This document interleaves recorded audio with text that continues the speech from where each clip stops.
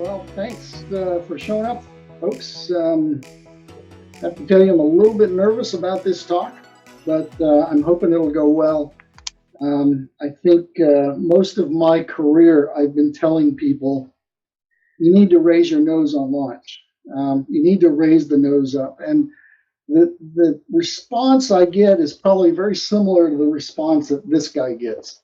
This guy is he's the kind of one of the leaders of the modern day flat earth society. So yeah, raise your nose on launch is a little bit like the earth is flat. Are you kidding me? Everybody knows you need to lower your nose. So it's a little bit of strange thing to say, and I want to make sure that I get through this talk and I explain exactly what I mean by this. It's not intended to be a controversial talk, although it is got some controversial qualities to it. And it's not intended to really even be a persuasive talk or a debate or argument. Really, what I want to do is lay out what I think are some principles of launching that will help us all to understand and dissect and analyze launches so that when we understand them very carefully. And I'm hoping by the end of the talk, you'll understand what I mean when I say raise your nose to launch and how that should result in your flying and how it should affect your flying and your launching. Um, I've got a set of videos I want to show. These are, I think these are a set of launches, and I'd like you to watch them, and I'd like you to make some notes to yourself about what qualities you like in launches.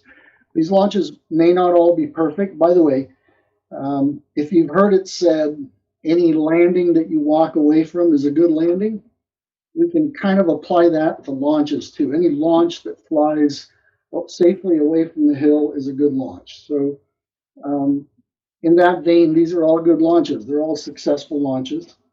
But I want the launches to trigger, even if there's things you don't like about them, trigger in your mind what you think is good about a launch, and just make a mental note about it. Let's see here. I'm just going to go through these. I'm not going to talk about them. What we're going to do is come back and look at them at the end of the talk, and then we'll analyze them a little bit.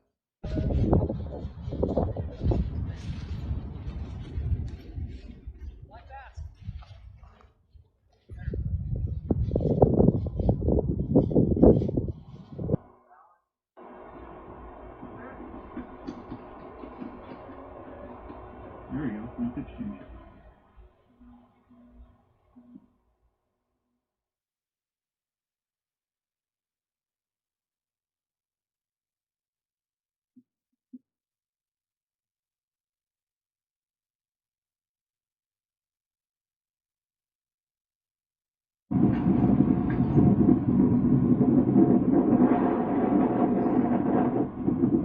Nice launch.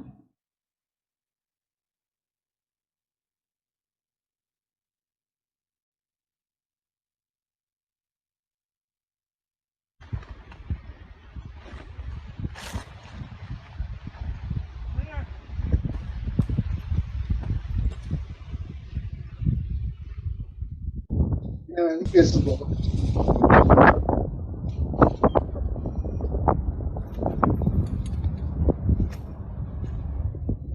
Oh, oh, one more.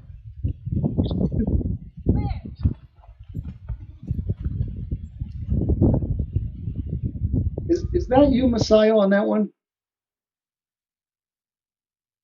It's Kimley Doe. Oh, okay. All right.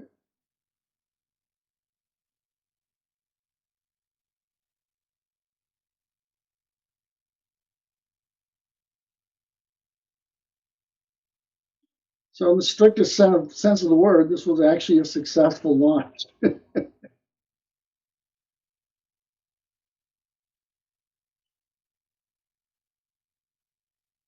This is beautiful. I love this guy's videos.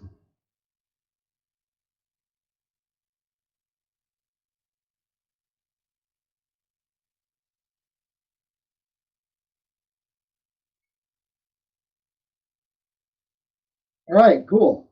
Um, you have your list of stuff. I think if this were an interactive room, if we're all in a room together and I had a whiteboard, I would ask you what sort of things you came up with that are commonly accepted attributes of a good launch. But I'm going to guess a few of them in the interest of time. If you've got some after I go through this list, please speak up and I'll write them down and we'll talk about them later. But typically, people say keep your nose down, run hard.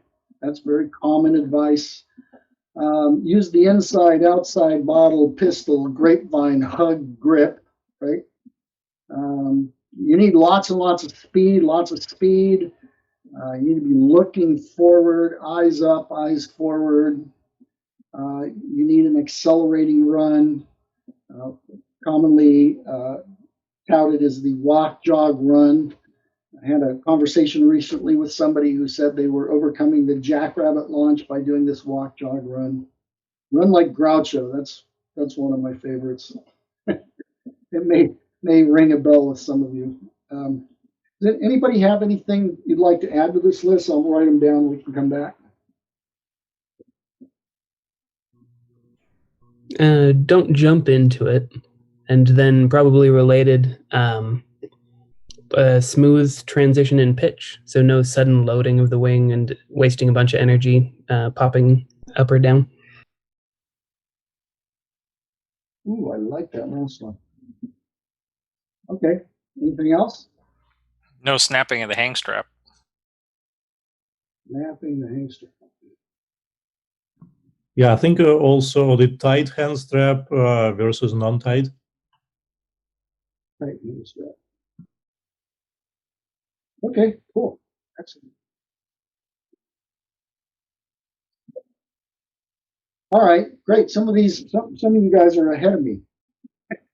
So let's put a pin in this and we'll come back to it. I want to ask one more question, just the answer for yourself. Do you prefer steep launches or shallow launches? When you come to a flying site and you have a choice between a steep launch and a shallow launch, and by steep, I mean, I don't know, is everybody familiar with Ed Levin?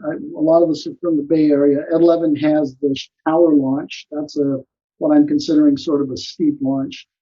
If you go over to the paraglider launch, that's a shallow launch. Or if you go to the flag hill and you launch from the very top of the hill, that's a fairly shallow launch.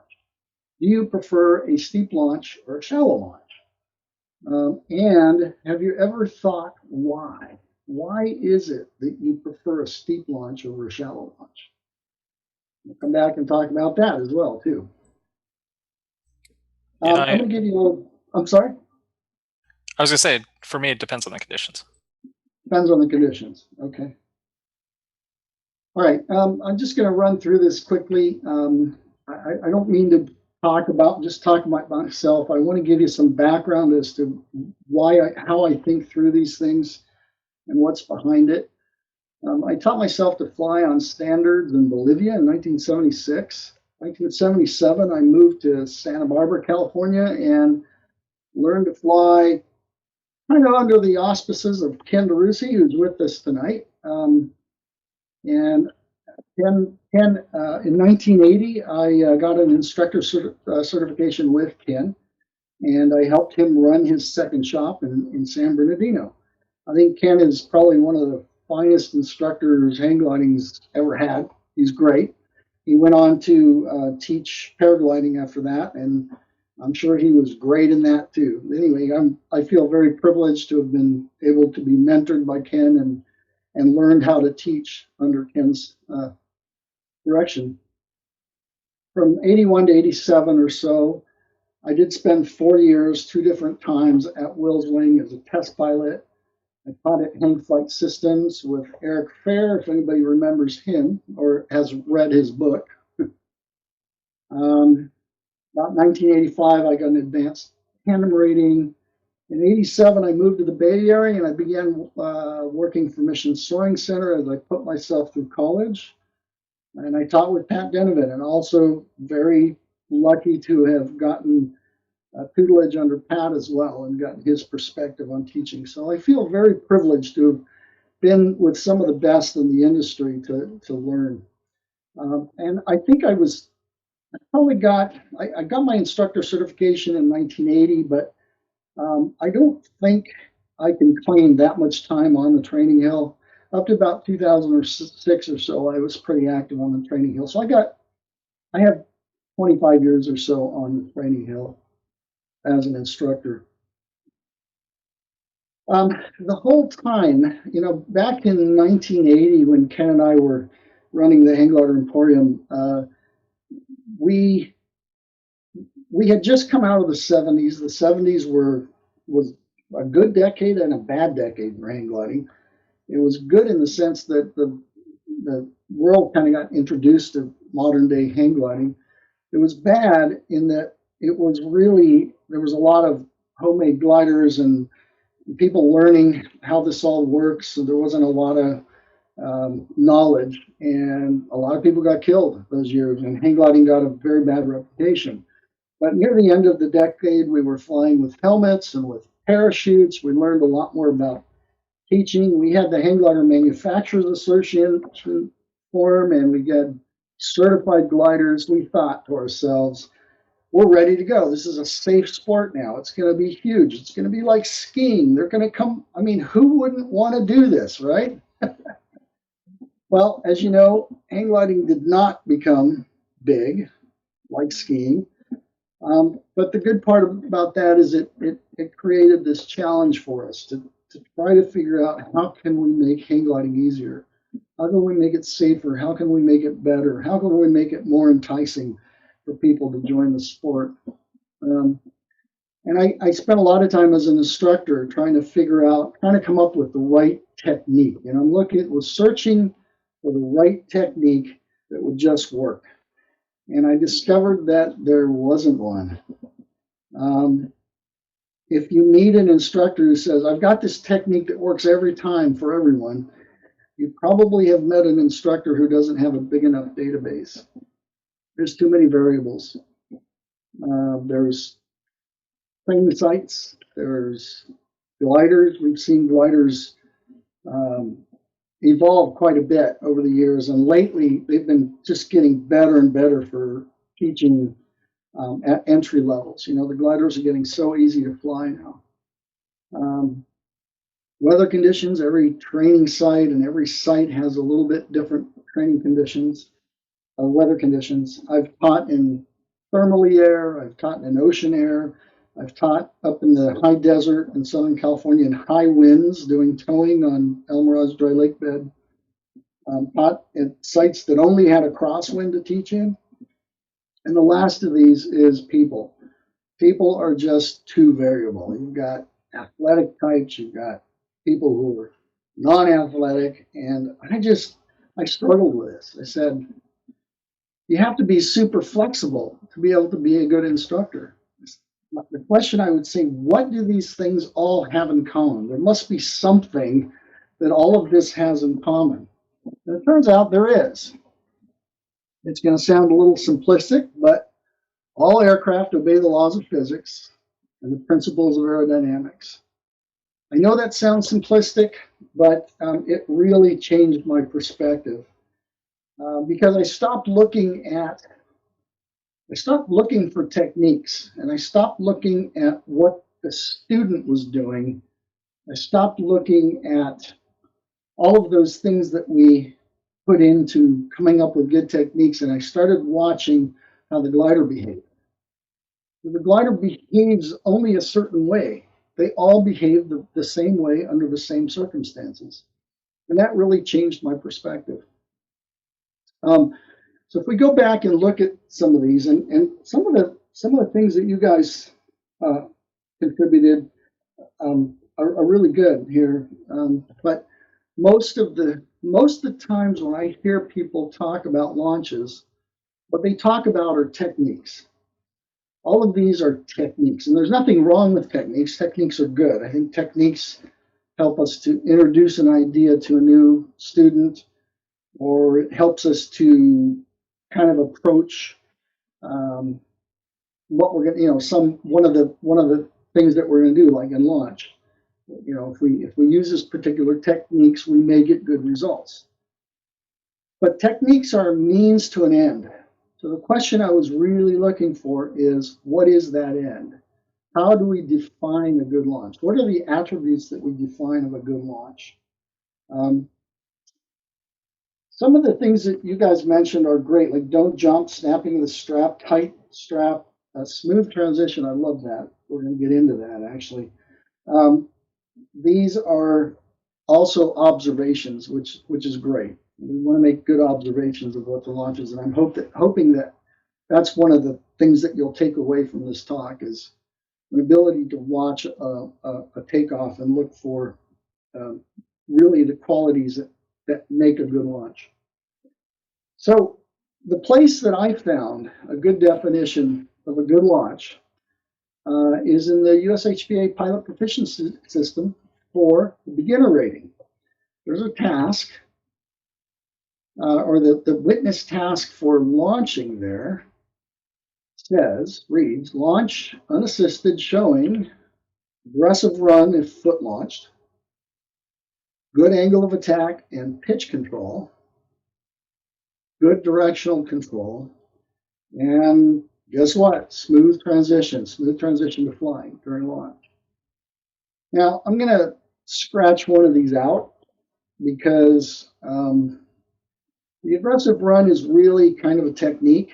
I mean, this is for beginner. This list is intended for beginner rating, and beginners are limited to lower winds, so it makes sense that you would have a strong run. But if you were, say, launching at Fort Funston or Torrey Pines Ocean Site in a 15-mile-an-hour straight-in wind, and you didn't have an aggressive run, would you say that was a bad launch? No, it doesn't need an aggressive run because that's really not an attribute of a good launch. It's kind of a technique to obtain a good launch. If you need to add airspeed. So let's look at just these three items: good angle of attack and pitch control, good directional control, smooth transition to flying during launch. What does that mean exactly?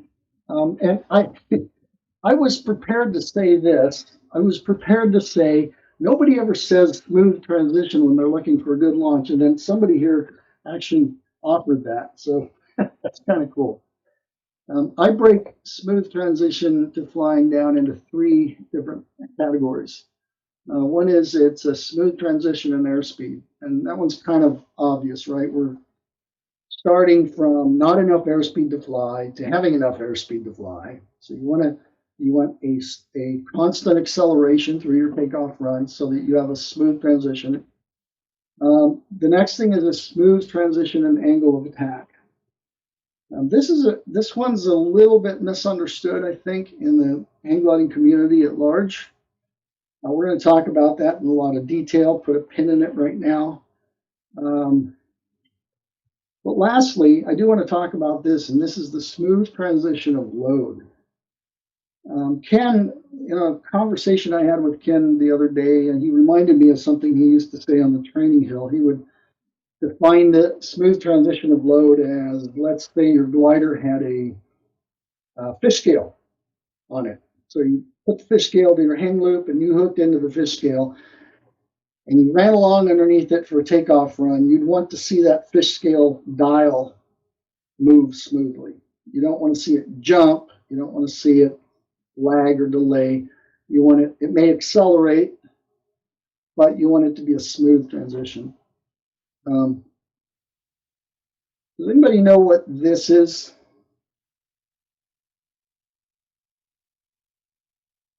No aerodynamicists amongst us? This is the equation Tom's for not lift. here. What's that?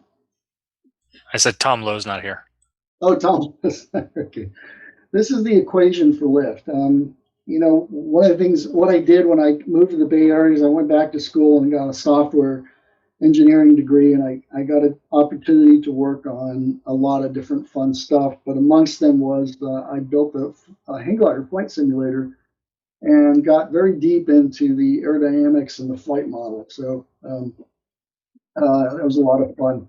But this is the equation of lift, and the variables are on the left side. You've got lift. You've got this very complicated variable called the coefficient of lift.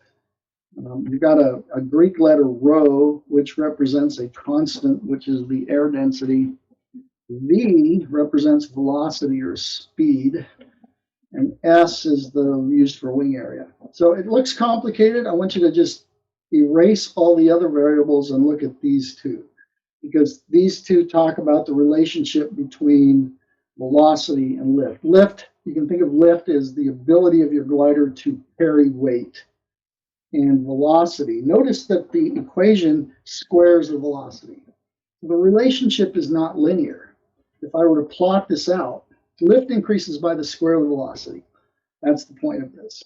If I were to plot this out, it would look something like this. You've got, on the x-axis, you've got velocity ranging from 0 to, enough speed for us to fly, basically. And this is an approximation, by the way. This isn't real data, but it's an approximation. And on the y-axis, you've got the lift in pounds. How much weight can this glider carry? And this is fairly light. The weight has to include you, the glider, all your equipment, and parachute, and so forth. But it's probably a fairly close approximation. Look, though, for example, your velocity is around at about 10 miles an hour. You can, I'll use the mouse pointer, you get about 50 pounds of lift. At double the speed, you get 4 times the lift. It's good for us to understand this concept, because what it means to you in launch is that if you add a little bit of speed, you get a lot more lift. Okay, it's increasing exponentially. If we were to plot out a smooth transition in load, it might look something like this, where the capability for the glider to carry weight is a little bit higher than the amount of weight that we actually put on the glider. This isn't real accurate, because at some point at the upper right part of the graph, these lines would need to come together. When your feet come off the ground, your glider is carrying all of your weight, right? This would be a smooth transition. This would be the plotting out of a smooth transition. Well, what do you suppose happens here? I think Masayo gave us a video of this. This would be, you're gaining speed, and the glider's capability is going up, but you're holding your weight off the glider, and maybe a better way to put it is you're holding your weight off the hang loop by loading up the down tubes. You're holding the nose down, basically. And what happens here is that the nose pops. This is the infamous nose pop that occurs. And when that happens, what happens here? Glider stalls, right? This is a stalled launch. Let's see, where am I going next? Oh, let's go out to the training site. I've got a video here I'd like to show you with, well, I'm going to explain what, before we get into the nose high launch, I want to explain why I think the nose low launch has always been in hang gliding. So I believe the reason that people have always taught to keep your nose low comes because of this. When you pick up the hang glider, you put your shoulders into the down tubes. When you pick it up, it's real tail heavy. The glider wants to fall back on its tail. So the thing to do is to pull the glider, pull the nose down, and you get a lot of pressure. You got a lot of pressure here on your hands, pulling the nose down. The more you pull it, the better it feels, because the center of mass of the glider is now over your shoulders. Right here, I feel like this is manageable. And this is typically the angle that people use for launching, which is too low. This is not the flying angle of attack. If I start to run with this, what will happen is the glider will begin to build up a positive rotation pressure, and the nose is going to want to rotate up. The glider's static balance point, the static center of gravity, is somewhere behind. I don't know if I just kind of guessed at it here. It may actually be further back, but it's somewhere behind the place where you pick the glider up. So when you pick it up, the glider's tail heavy. It wants to fall back on its tail. So you lower the nose, and that brings the center of gravity of the glider closer to where your shoulders are. If you remember your instructor saying, balance the glider, balance it, well, your mind may say balance it in pitch as well as roll. And certainly it's easier to kind of stay in control of the glider at roll if you have the nose down. So that's the tendency. You want to pull the nose down. Now I've got better control of the glider. Now I can get things leveled off and quote unquote balanced, and then I can start my run. The problem is that if you hold the nose low like this, you start to build a positive pitch moment. This is, you know, we know that if you're up high, remember that the laws of physics up high are the same as they are in launch. If you're up high and you let go of the bar, the glider flies itself, right? Everything is at trim, we call that. If you pull the bar in, you get pressure back. The glider is wanting to return to trim. If you push the bar out, the glider's wanting to come back to trim. So the glider wants to seek its own trim attitude. And the same thing happens on launch. If you pick the glider up and you hold the nose low and you start to run, now the glider starts to build up a positive pitch rotation at the square of the velocity. Okay, so not only is the lift going up by the square of the velocity, the pitch moment is also going up by the square of the velocity. What happens?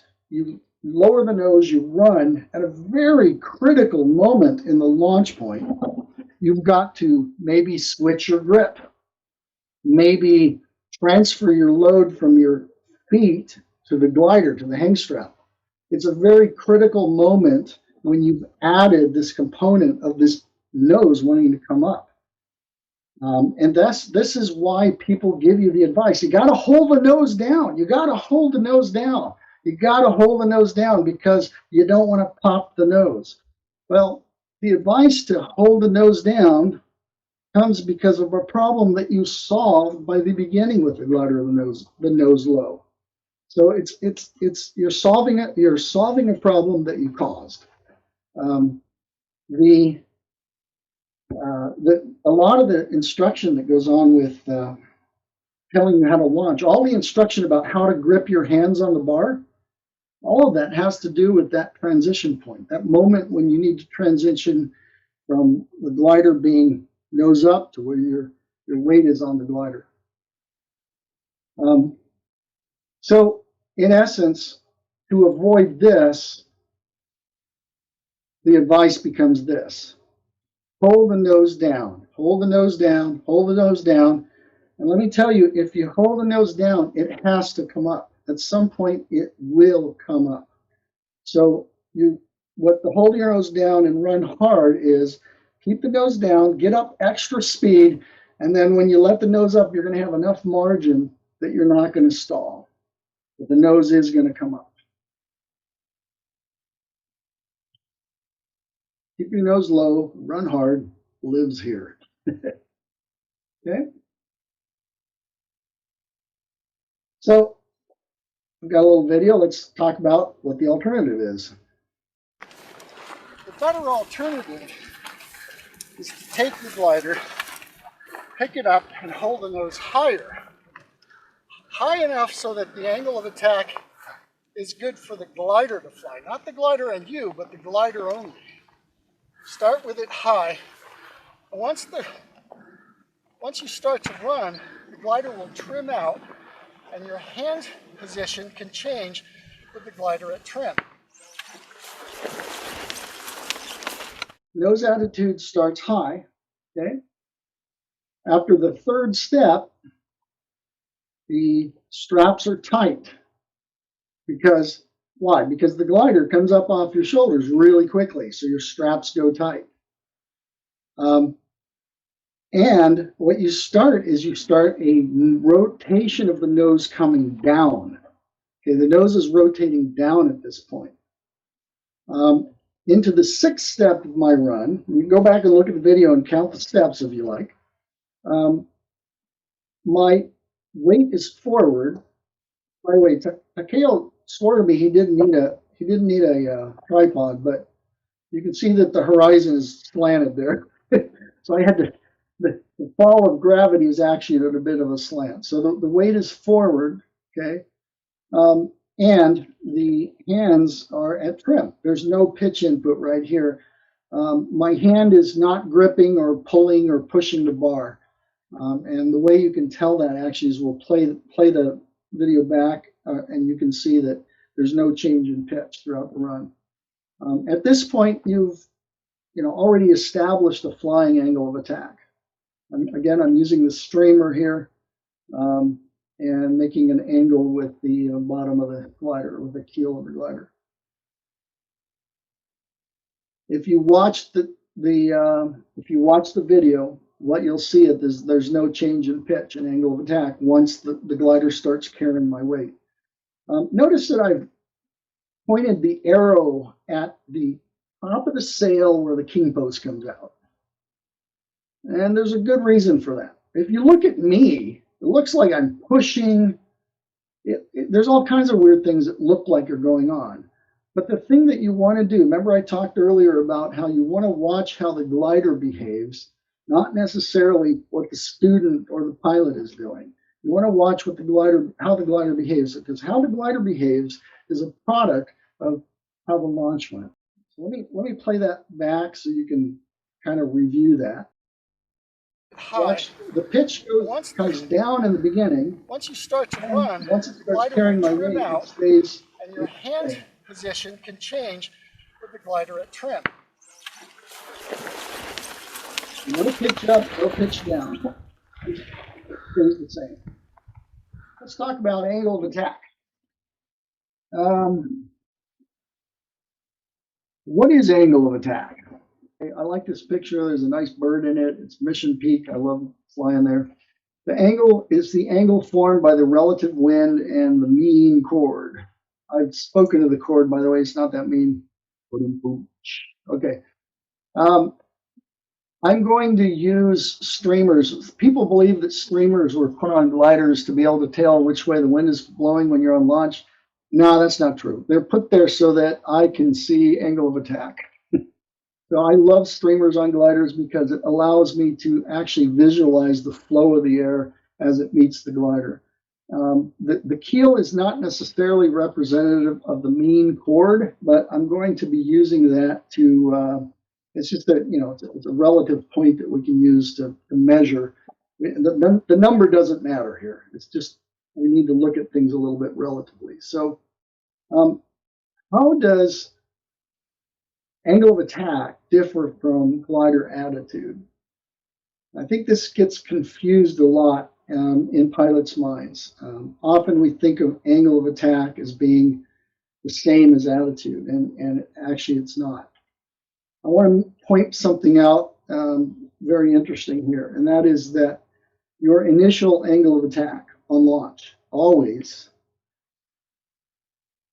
is the relative wind is always parallel to the slope. The relative wind is always going to be parallel to the launch, whether there's a wind blowing up or not, or if you create the wind by running. In either case, the relative wind is going to be parallel to the slope. So if you look at this very shallow launch here, and I draw a line along the slope and along the keel, you can see that this, what the angle of attack here. People would normally look at that and say, boy, that nose is very high there. Nose is very high. And then this is a launch. This is Owens Valley, Waltz Point, very, very steep launch. Notice something. The glider is at about level with the horizon. But look at that angle of attack. Look at that initial angle of attack. It's the same as that one. See what I'm saying? the initial angle of attack is the same. So this Yep. is a high angle of attack. So is this. This is actually a high angle of attack as well. I fooled you a little bit when I asked you. I bet most of you answered that you prefer steep launches, right? Well, the reason steep launches are they seem easier is specifically because you start at a higher angle of attack. Your initial angle of attack is higher. Your straps will go tight sooner, which means you'll have earlier control of the glider, and everything goes a lot smoother once you start with the nose a little bit high. This video is we had some fun on the training hill. This picture didn't give me what I actually wanted. My hypothesis was that when the glider was empty and not carrying weight, the angle of attack would be higher. And that's not true. This is about a flying angle of attack, whether there's a body on it or not. Happens at different speeds, but this is about the same angle of attack. So anyway, ignore that. Didn't make my point.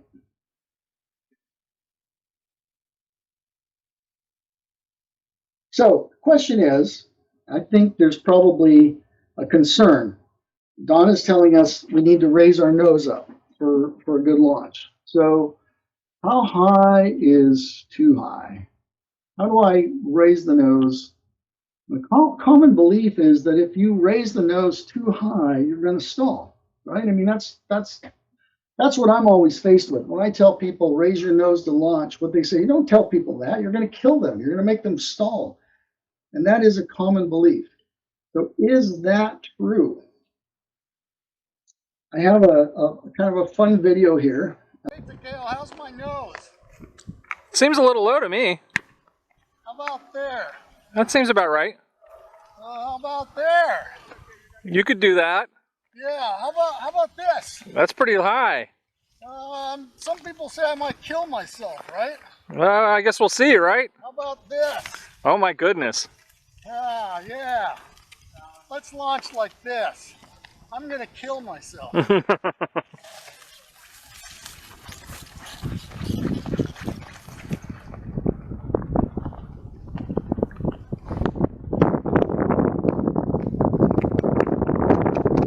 So what's the answer? Is it true?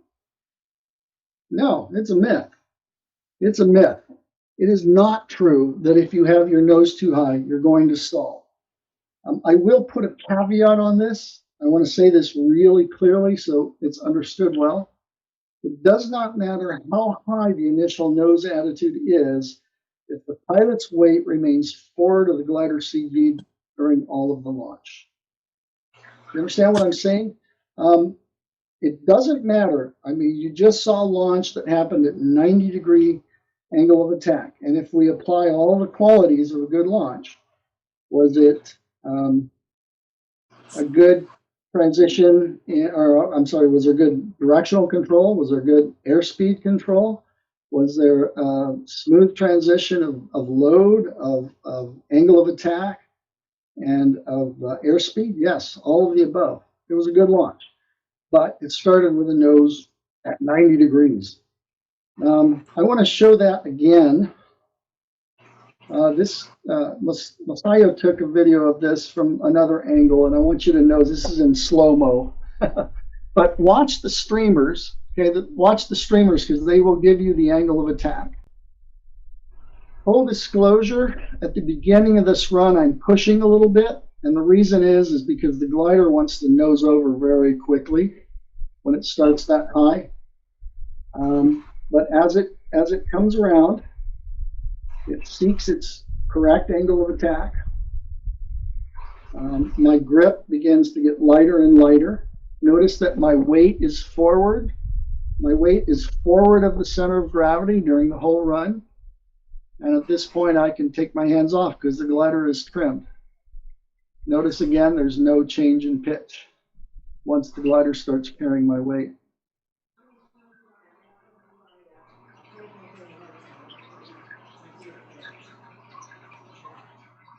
Now, I'd like to say that I invented this launch, but I can't.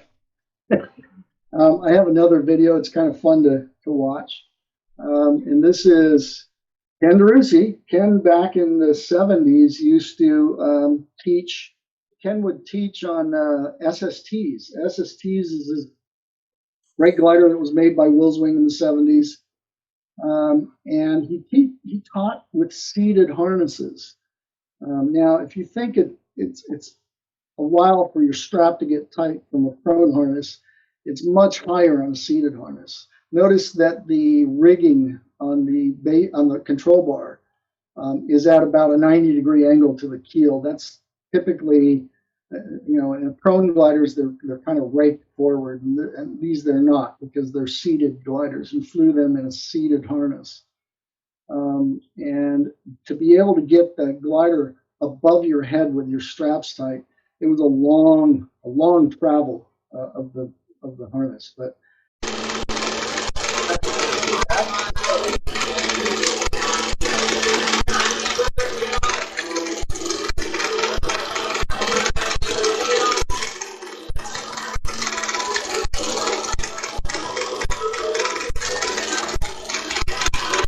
pretty cool, huh? Let's move on. Let's talk about speed. We've talked about angle of attack and nose high initial speed. Why is it important? And you can answer. Somebody can answer if you like. To get away from the hill. Get away from the hill. Okay. Well, if you're Mike Foy, you don't like to fly away from the hill. Speed equals mass flow of air over the wings. Your wing needs to generate lift. You need speed for the wing to generate lift. Okay. Okay. What happens if you don't generate enough speed? I'm looking for the word stall. Nobody said stall. You're flying closer to the critical angle of attack. Critical angle of attack. Okay. So let me ask the question this way. Why do we need to avoid stall? What's wrong with stall? What's wrong with stalling? What happens if you do it on the ground? Nothing. If you do it up in the air, then you hit the ground. Okay. What actually happens when you stall? You disrupt the laminar flow over the wing. You lose lift and you increase drag. Okay. What I'm kind of looking for is that you lose control of the glider. And I don't know. Long before the laminar flow breaks and your glider stalls and drops, you start losing directional control of the glider. I mean, next time you're up the line, start pushing the bar out, and then start trying to control the glider as you push the bar out. And you'll notice it gets harder and harder and harder to control. So if we don't have enough speed, we will lose control. We'll lose control of the glider. And that's really what we're after here. We're actually after control. I think that's the reason for speed. The speed is, yes, we need to generate lift, but more importantly, we need to avoid stalling the glider. We need to avoid flying too slowly. Now, there's a common belief that says that if you hold your nose low, this will allow you to keep yourself on the ground throughout your launch, and therefore will result in a launch with higher speed, right? So the argument is usually made to me by people who really believe that you need to keep your nose low is that if I keep my nose low, I can run faster and I can build up more speed and I can avoid stalls and fly away from the hill, and everything's better and faster if I hold the nose low. Is that true? I'm going to ask a really stupid question here, which will seem really obvious to everybody. Can you run fast enough to fly? Can you run fast enough to fly? Not on anything but a very, very large training glider. I'm not saying a glider. I'm saying the power of your legs. Are your power of your legs enough to get you to fly? Does anybody know who this is? This is Usain Bolt. He broke a record for doing the 100-meter dash in the 2016 Olympics. He was clocked at 27.5 miles an hour. 27.5 miles an hour is enough to fly, obviously, right? So you can run fast enough to fly. But it took him up to meter 80 to get going that fast. Now, 80 meters that's almost a football field. That's a lot more than we run. I wanted to know how fast could Usain Bolt, how fast was he going at 10 meters, at 20 meters? Well, it turns out that data is available. And this is it. He was clocked. Somebody reported his speed at 20 meters, at 40 meters, at 60 meters, and at 80 meters, and at 100 meters. And there's his 27.5 miles an hour. I converted meters per second to miles per hour because that's how we relate to it. But look, at 10 meters, he was going 7.5 miles an hour. I'll ask again, do you think you can run fast enough to fly? You're wearing a harness, you're carrying a glider, and your name is not Usain Bolt, and you're not leaving from blocks. And I would say, I would doubt it. If you don't know what a meter is, by the way, I went ahead and measured some of the run lengths at Ed Levin. The tower is about 6 meters. The flag launch is about 5 meters. Down at the 600, you might get a 10-meter launch out of it. If you go to the paraglider launch at the tower, that's about a 20-meter launch. But 20 meters is a long way. That first flight that we saw on the videos, that was a long, long run. But I think the answer is no. I mean, you might say, well, I'm running downhill. It turns out that the boost of going downhill is really not enough. You still are going to have to move your legs fast enough to go to run like Usain Bolt. So that's kind of strange, you know. I mean, how do we then launch? We all know that we can launch, right? How is it that we launch? So I want to talk about what the forces are that are actually working on the glider. And if you think about this, it will help you get away from the idea that you need to run as fast as you can at the end of your launch. We start the launch with a run, but we don't end it with a run. We end it by loading the glider. It's the glider that actually is going to get fast enough to fly with our weight on it. I've got a couple of videos here. One is think of hang gliding like a zip line. In this case, the line is going to sort of mimic about the glide angle that the glider would take.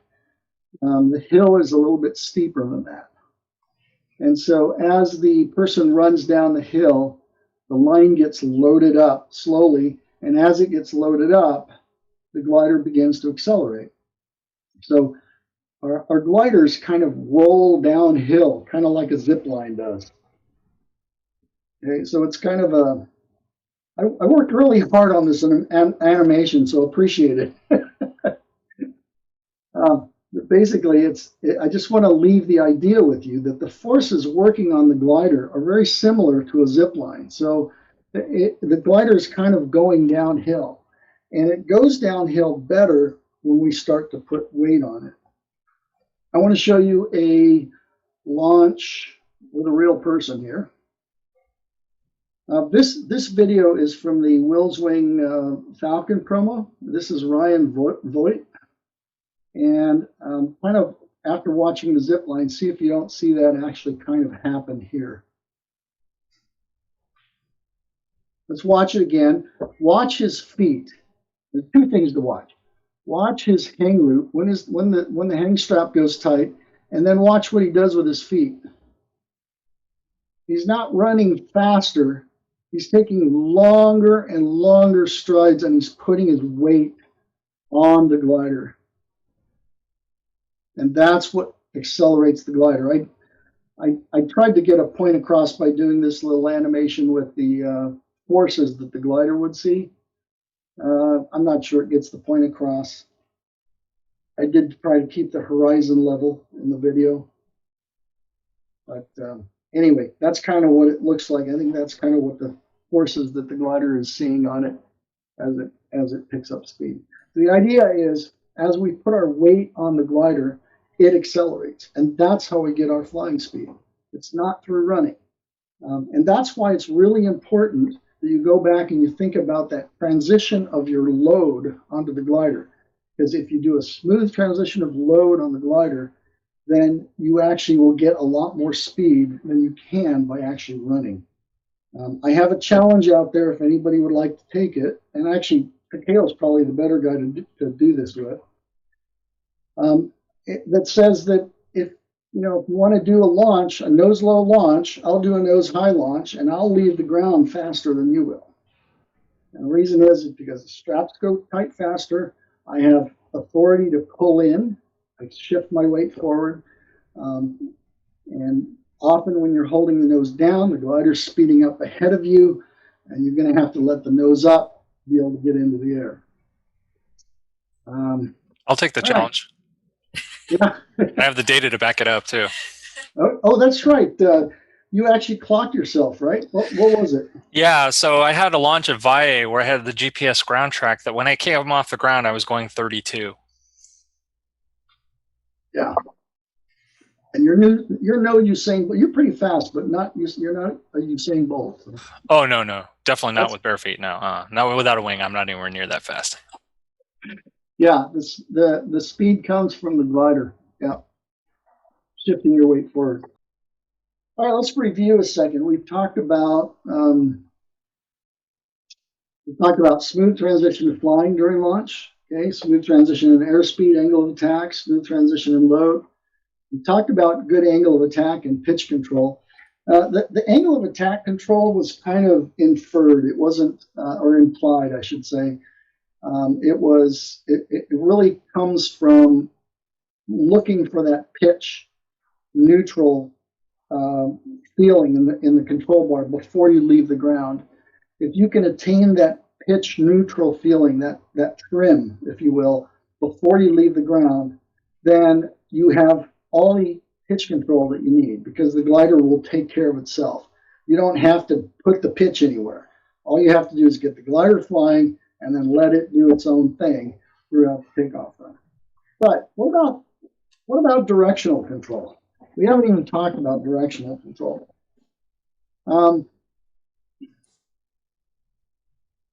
There's bad news and there's good news when it comes to directional control.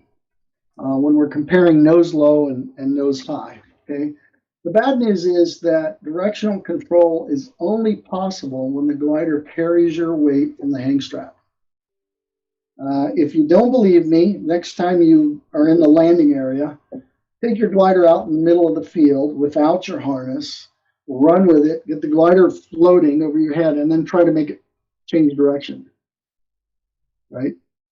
So if you're doing a nose low launch, you're mimicking very much the situation.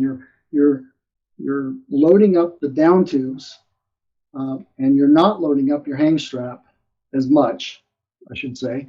So directional control is compromised. It's almost non-existent, really. You cannot make a glider go where you want it until your strap is tight. The good news is that directional control is available from the moment your hang strap is tight. So if you don't put your weight on the hang strap, you delay the amount of time that you're going to have directional control over the glider. If you put it on early, which happens by letting the nose up early, the glider begins to carry your weight early, you get directional control from the moment it carries 10 of your pounds or 20 of your pounds. You don't need to have all of your weight on the glider. You have immediate feedback in directional control when the glider starts to carry your weight. And I want to talk about the role of pitch in direction. I have another fun video to watch here. This is Masayo doing whoopie-doos at Fort Funston.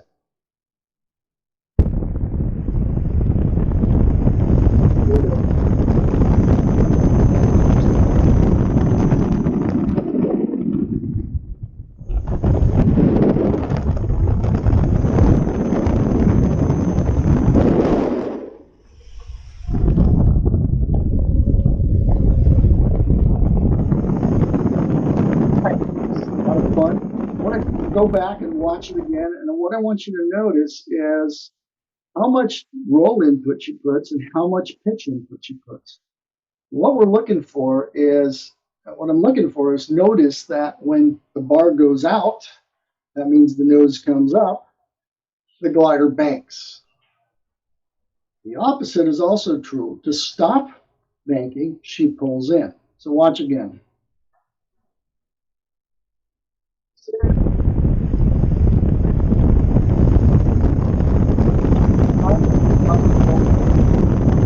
Now she pulls in.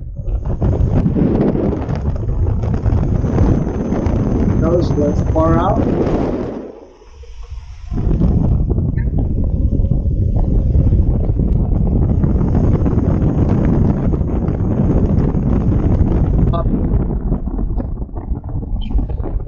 So in flight, pitch up increases bank.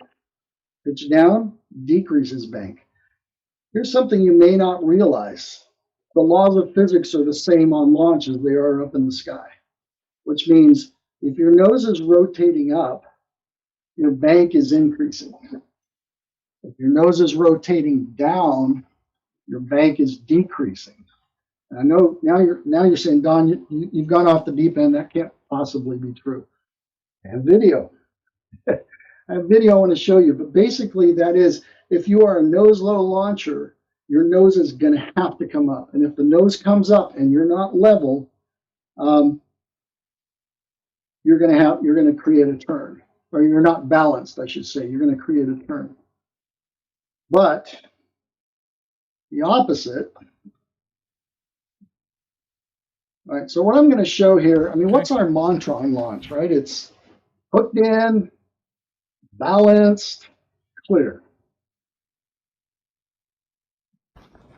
Now, if you were to hold the glider like this and say, hooked in, balanced, your instructor would come up and bop you on the head and say, that's not balanced. You're not balanced.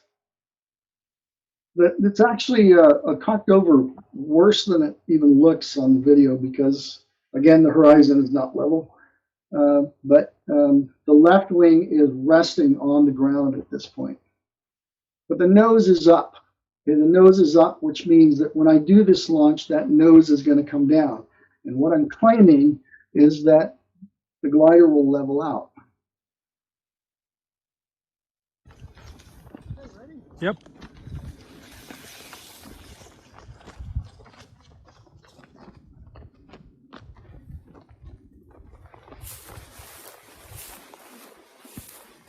Let's watch that again. And what I want you to do is, again, remember where the king post comes out of the hole here? Watch this line right here. The glider will, let me start, where's the wing on the ground? There we go. The glider will start to turn left, yaw left, as it should, because the left wing is down, and that's what hang gliders do. They yaw left when you bring the wing down. But then when my straps go tight, it corrects itself. So watch right here. Yep.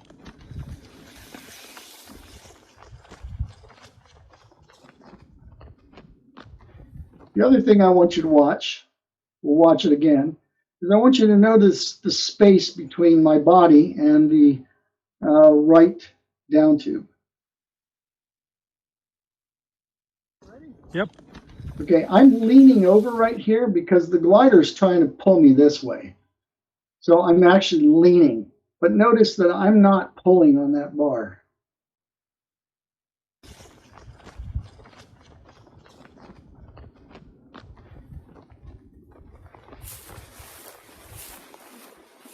So often when people will watch me launch, I think I sometimes look very sloppy on launch because I don't take time to get balanced.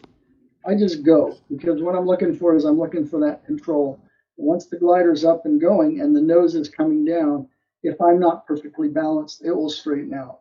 And the opposite is true. Imagine standing here like this with your nose down. Imagine my nose was down, low. I was going to do this launch with my wing on the ground. I didn't want to do that video because I thought I'd get hurt. All right, so not only do you have advantages of having early pitch control, but you have the advantage of having early roll control by getting your straps tight early. So we're close to the end here. I'm going to do. I'd like to look at one more launch here, and then I'd like to go back and look at some of the earlier launches and make that we looked at the beginning and make some comments on it. Let's watch Takeo. You didn't know I was going to do this, did you, Takeo? Takeo's got a great launch. Takeo will, well, let's watch the launch and then we'll come back and talk about it. Balance. Clear.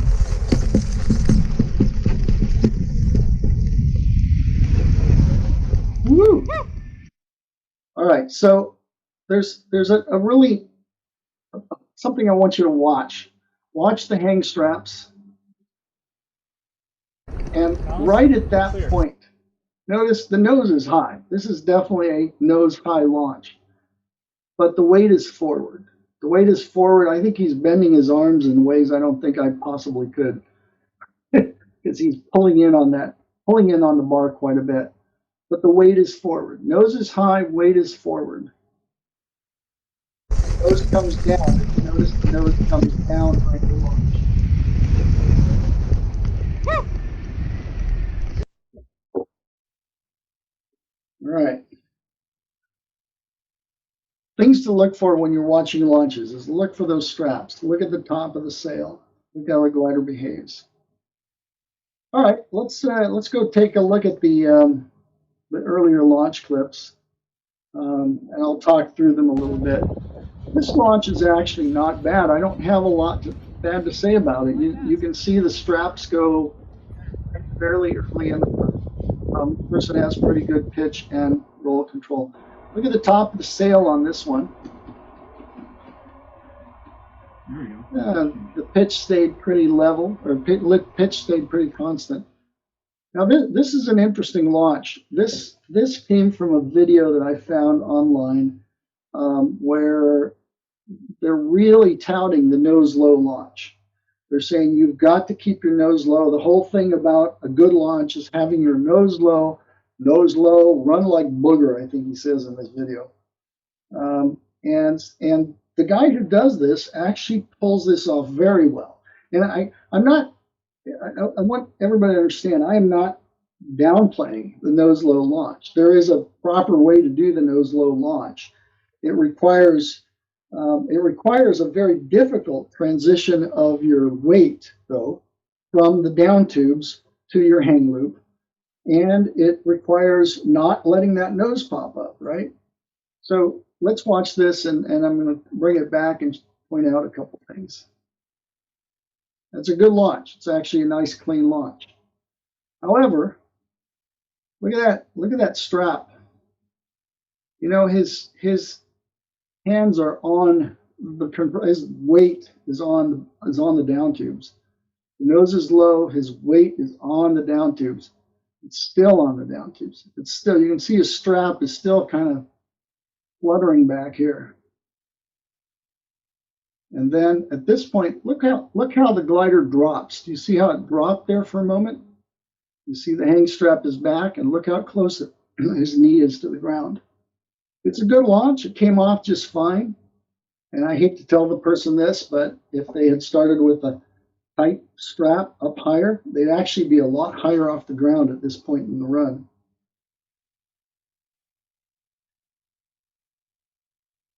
Now, I was asked to analyze this launch. This is a launch that might be construed as a nose-high launch. This launch actually has a stall in it, and I don't want to. I'm again, it's a successful launch. It went well, but I'm concerned that people might interpret what I'm saying about this whole talk as, hey, Ron wants to launch like this. And that's not really what I'm saying. Okay, did you catch the stall? Let's look at it really closely here. The problem occurs, I wish we had just a couple of seconds before this frame, but we don't. The problem occurs right in the beginning. You notice that when we looked at Takale's launch, the glider came up and his weight went forward. The glider came up, straps went tight, his weight went forward immediately. But in this launch, the pilot's nose comes up.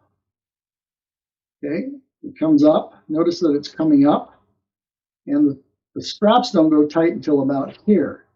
At this point, he could actually save this. He could actually turn this into a really good launch.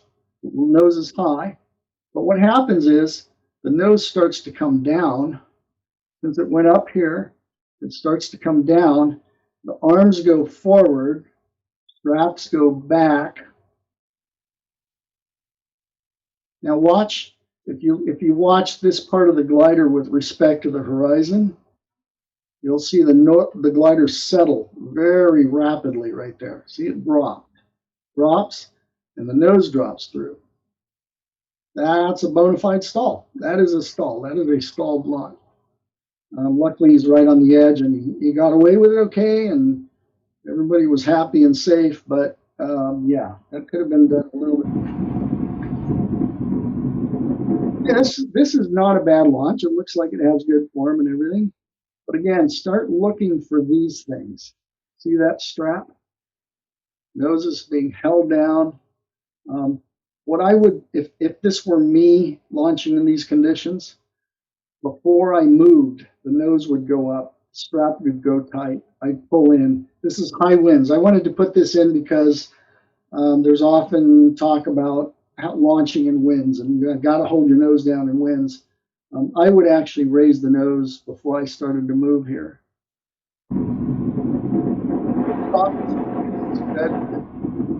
Yeah, could be a little better. All right, this launch is one that demonstrates the lack of roll control early in the run. Okay, so you notice that there's a wire person holding the nose down. And I believe the pilot is probably holding it down too. And as he begins to move, see once he lets go, that nose is kind of low, the nose comes up and the right wing drops. And there's no effort to control it because guess what? The straps are loose, right? And so now it's not until he gets his weight on the glider that he actually has some roll control where he can actually correct that. The roll control needs to start happening right here, right? If the straps are tight, the weight is forward, the roll control can start happening right there.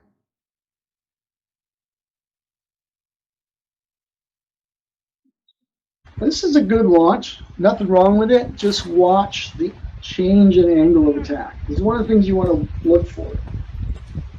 It's kind of abrupt. Nothing wrong with the launch. It was okay. It's a very abrupt loading of the glider. Boom. Got away with it because it's a nice steep launch. I actually like this launch. I have nothing bad to say about this one. There's something I want to point out about it. This is a small pilot, probably having trouble controlling the glider. And before the pilot goes, the nose comes up. And then the straps go tight, the weight goes forward, and then you see good roll control and kind of turbulent, bumpy conditions. All right, this one.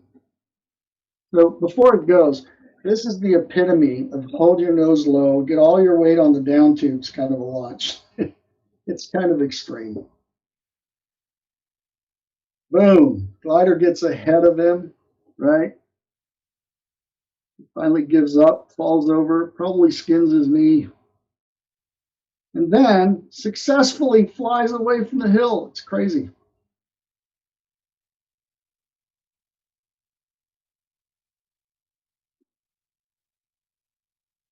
All right, the last thing, well, let's watch this, then I'll bring it back and tell you what to look for.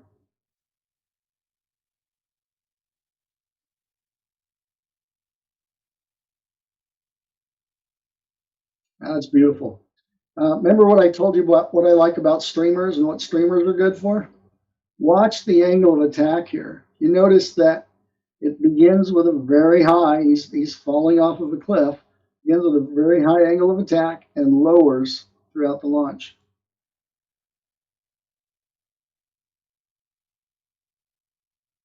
Yeah, nice and smooth, very nice. All right. Conclusion. There are many benefits to nose high launch, I believe. Certainly not the scary things that have always been believed about having your nose high. I think the nose high launch can be very beneficial. First of all, it's safety because you have enhanced control of your glider. The straps go tight earlier. You've got pitch and roll control earlier. It also produces a higher quality launch, and it's one that takes practice. I think it's not something that inherently happens. You need to kind of practice it and learn how to do that control. And once you learn to do that control, your launch actually gets a better quality to it. And once you've built up some experience, it will build confidence. There's a confidence that occurs on launch. I have friends, I'm old enough to have friends who are starting to worry about how many years they have left for flying. And I have friends who are losing confidence in their launch and choosing not to fly anymore. And it has mostly to do with launch. I mean, I think flying a glider is kind of like riding a bike. You just get up there and you fly it around. It's pretty easy. And then landing has its challenges as well. But if you lose your confidence in launch, it can ruin your whole flying career, right? So having confidence on launch, I think, and that confidence comes from that enhanced control that comes from having your straps tight and being in control of your glider early in the takeoff run. So if you are already a nose high launcher, I would advise become situationally aware. Understand what you're doing. Understand that need to be forward, the nose needing to come down during the launch. If you're a nose low launcher, well, the last thing I want is for pilots to go out on your next flight and say, well, Don says I need to raise my nose and take off. And, you start having problems. You need to retrain your motor skills because it really is a retraining of how to do your first steps on launch. I want to make sure that everybody understands very clearly that I never once said push. You should never push on launch. You should be pulling your weight through the bar. The nose should be coming down. Your nose can start high, but that's not the same as pushing the bar. Pushing bar to keep the nose high, right? You want to start with it high, you want it to float up, and then you want to pull in and through the bar on your launch. Ways to retrain your motor skills, ground runs. The ideal thing is to go back to the training site, but I know most advanced pilots don't want to do that. But you can go to your park maybe where no other hang glider pilots are going to see you and you can run with your glider. And the thing that you need to get in touch with is having the nose up and having the straps go tight and then looking for that feeling of when the glider is trim and being able to pull the glider with your harness when the glider is trim. When you go to fly and you get a choice between a steep launch and a shallow launch, choose the shallow launch. It'll train you to be a better launcher. Choose the shallow launch. You can start to work with the nose coming up a little bit, kind of do things incrementally. Here's a good one. Develop nose high ground handling skills. So I often see people standing in high winds with their glider and they're pulling the nose down. They're pulling it down and they're working really hard to fight against the wind. And I'll tell them, you know what, just go stand on the base tube. Stand on the base tube and let the glider float where it wants to float. It's not going to fly away. Learn to deal with, the glider wanting to be at trim. If you walk to launch and you're fighting to keep the nose down, start letting the nose up just as you're walking over to launch. And it's gonna, it takes some getting used to. The wings are gonna come up. If it does, set the bar down and stand on the base tube. You can get full control of your glider by doing that. Point it into the wind, pick it up, and let it float. Learn to let your glider float. You can develop these ground handling skills that will actually help you on launch. Observe launches with some of the qualities we've talked about here. Watch the hang strap when people launch. Look for the qualities that we're talking about. Look at the top of the sail. Look how the glider behaves. And please, please hold your nose down out of your launch advice. That's not good advice. And that's it. So yeah, raise your nose to launch. Do we have any questions? I have one if I can jump in. Okay. Like, great presentation. I really love the data and all the excellent arrows you put in. I think it's very nice to see like actual physical information as opposed to just guesses or like feelings. For me, at least, it makes it much easier. One thing I noticed is that like a big part of this nose up philosophy is getting your hang strap as tight as possible, as early as possible. And I always thought in my launching as well that like the initial steps where the hang strap isn't really tight don't really help much. You're just spending 3-4 steps going down launch, and not really getting much out of those. So I always like to get my hang strap as tight as I can, lift up the glider before I start my run. And I guess you haven't mentioned that in your presentation. I was wondering what you think about that. Is it a good idea? Does it have some dangers? When would you want to do it or not? So that's my Yeah, question. sure. I think Takeo actually may have something to say on that too, because I think one of the techniques that instructors give is to pick the glider up as high as you can, get your straps tight before you move. I'm kind of ambiguous about that. I think it's okay. I think it has some advantages. I think there might be some situations where there are disadvantages and it's difficult to do. I think the key is because really you don't really have control. You might have some control if there's wind, right? But you don't if you're just lifting it up and you're holding the glider up with the strap completely tight. The control starts when you actually can load the glider with your weight. So I think it's good for having a starting point. It probably is better to make sure your straps are tight early in the run, But I don't know, Takeo, do you want to add anything to that? Yeah, so it's actually twofold. It's not just the hang strap tight, because when people have an incomplete technique is when they have it. The hang strap is tight and their nose is low, right? It's the combination of the pitch attitude plus the hang strap being tight. So the hard part, especially, and you say like there's a not good part. Well, if I was going to say that there was going to be a not good part of tight hang strap, and that would be is almost nobody can do it right away. Especially if you happen to be smaller in stature, you really can't do it right away. And pick the glider up to tight hang strap, then pitch the glider to the attitude that you want to start at. That's even harder. So I don't know anybody could do it initially. I couldn't do it initially, and so the development time takes a while. There is a good part in that is if you have a problem with jackrabbiting your starts, which I did, the tight hang strap cures that immediately, because the instant you start moving forward, you're already pulling the glider with your harness and with your hang strap, right? Mark used to say the difference between four. He used to say 4, 2, 3.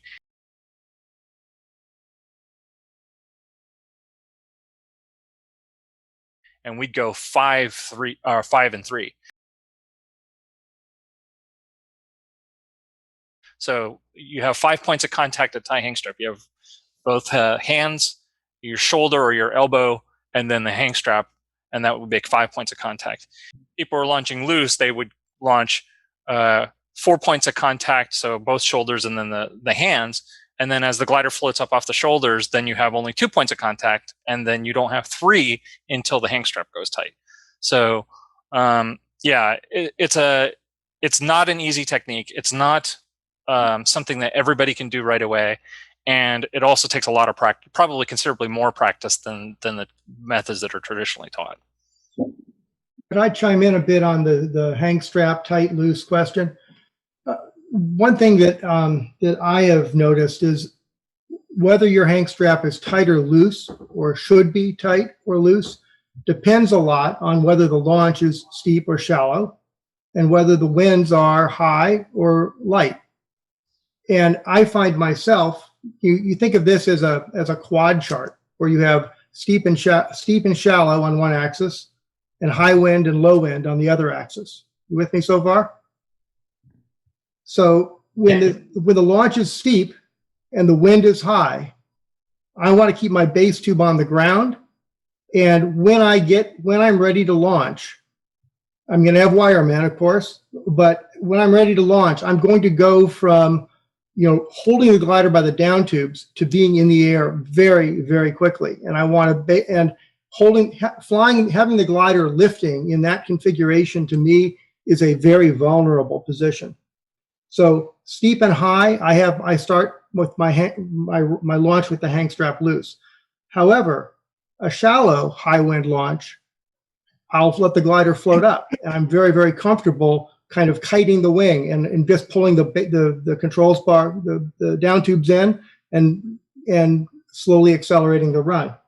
On a steep low wind launch, like Slide Mountain, for example, I lift the glider up very, very tight, and then before I begin my run, I start the nose rocking forward so that the nose angle is matched to the slope, with the appropriate margin, of course, before I begin my run. So steep and low, that is steep slope, low wind, I start with the tight hang strap. And finally, a shallow low wind launch, I start with a loose hang strap. And in the first few steps, very, very slowly accelerating, I allow the glider to float up until the hang strap is tight. And once the hang strap is tight is when I begin to accelerate. Just thinking, we always talk about, should hang caps be tight or loose? I don't think there's a simple answer. Yeah, I agree, because even when I say tight, so we had a very high density, almost no wind scenario last Saturday, and when I say tight, it's as tight as I can pick it up, and it's only a few ounces of pressure on my leg loops, so it's essentially like loose, but I can't afford to go bam and slam right into the launch because the glider needs some time to accelerate.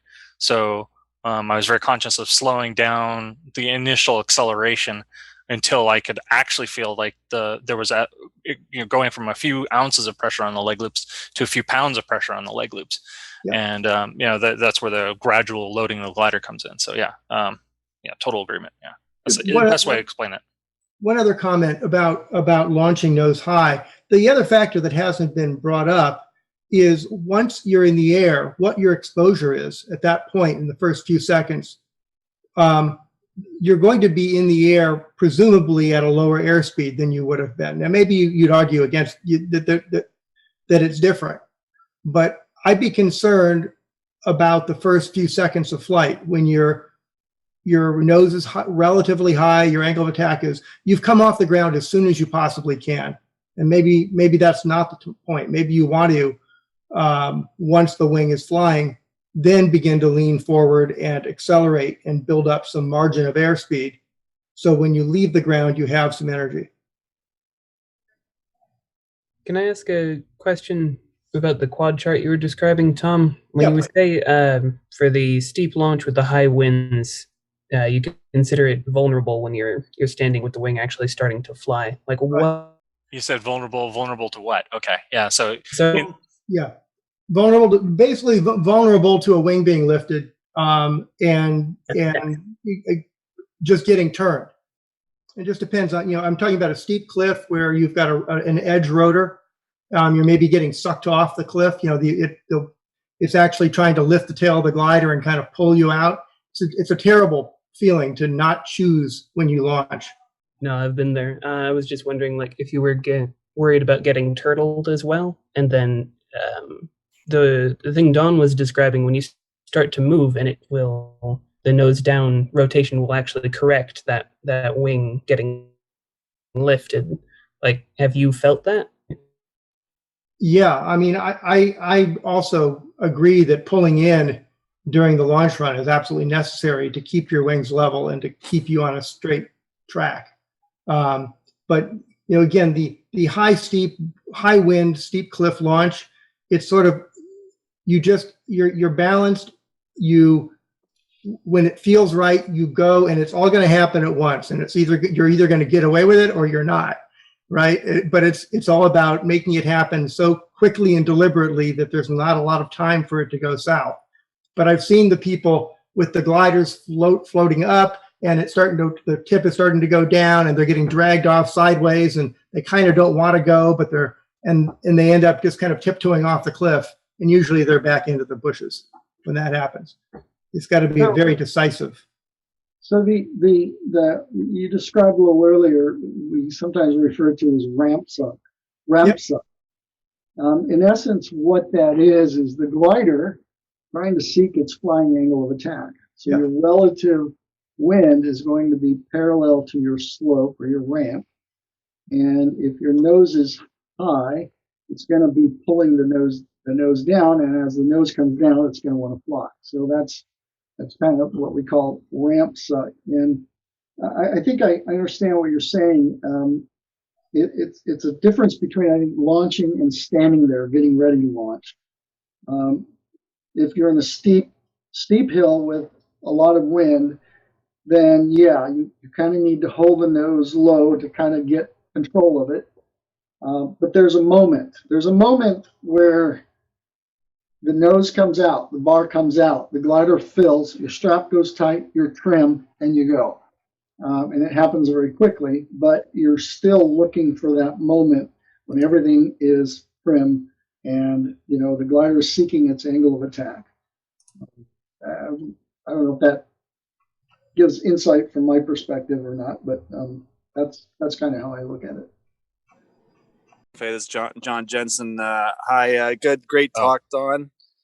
Thanks for this, and yeah, it's really great to kind of illuminate a lot of things and clarify as well. But I just kind of wanted to just touch on what we were talking about. How I've experienced the different kinds of sort of tiptoe ramp launches, and that one I've experienced an unintentional launch. And it's exactly what everyone says. It's, where essentially strap was tight as I was like kind of balancing and launching steep launch, high wind. And then sail before I was ready to start my run, the sail filled and I got picked up.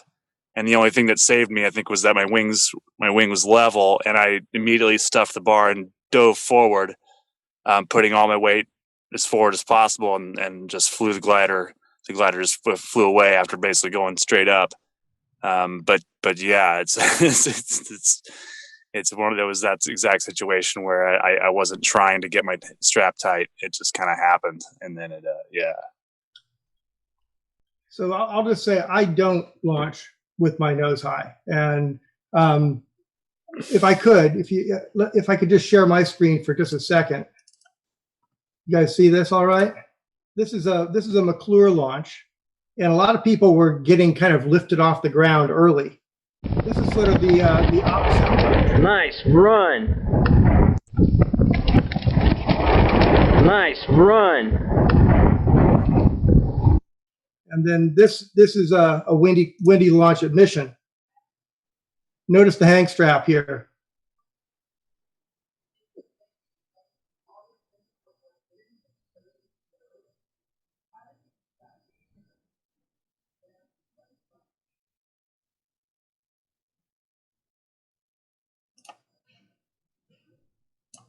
But it was tight into your second step, it looks like. Yeah, no, absolutely. It's basically, I stood there to let the nose up just enough to get the strap tight and then begun the acceleration. Your first one there, the one at McClure, you notice that change in attitude is very abrupt.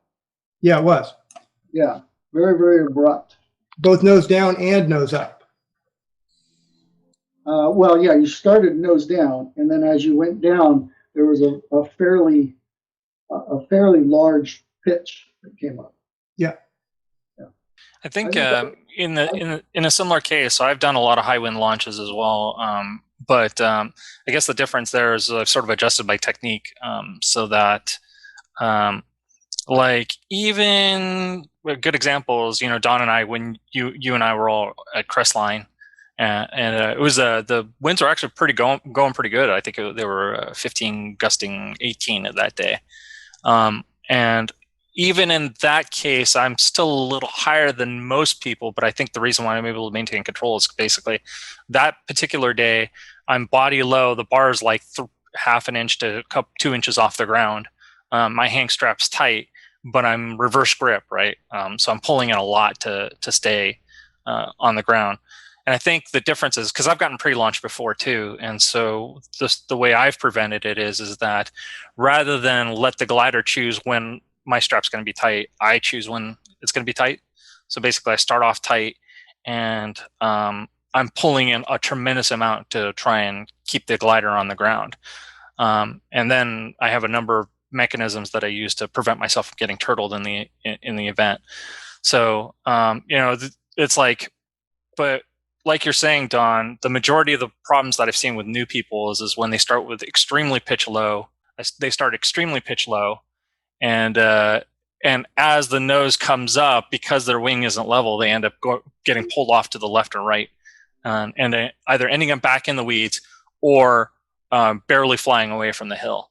So it's like I think from like an expert level, there seems to be like a big difference, but like when you're talking about new people who don't have the reactions and the muscle memory and the experience, it's like that. What I've seen with that nose low is they start low, the glider comes off their shoulders, it pitches up, the hang strap snaps tight, and if they don't pull away or pull in, the glider will either turn or it will mush off the hill.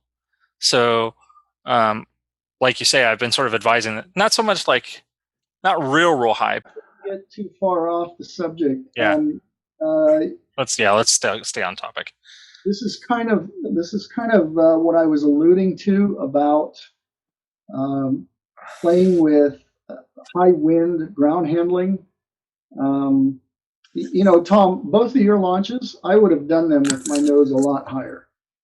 I think if you ever fly with me at Mission, you'll notice that I don't launch on the face of the hill. I launch behind the rocks. I launch that way when I'm flying my Falcon. I also do it when I'm flying my T2. And the reason I do it is because I prefer to have the option to stop running. So I will start running on the flat. I'll get the glider up and flying, and I'll actually fly over the rocks when I launch. Mm-hmm. Because I don't like to deal with the high winds on a steep launch, right? I mean, it's fine, it's doable. But I would have done both of those launches with a higher wind. With a higher nose. I would have launched a little further back, I think, at McClure to be able to facilitate that. And it's what I was alluding to about playing in high winds. If you struggle on a steep launch with holding the glider, you actually can get some experience. And this probably is experience I've had from being at the training hill and having the winds blow high and having to deal with ground handling the gliders. But that's actually really valuable experience. Being able to control your glider with the nose up in high winds and doing it on shallower slopes or flat areas. And then as you approach launch, you're already in control of the glider, So anyway, that's just a comment on that. I mean, I respect your opinion. Of course, we've both been flying forever.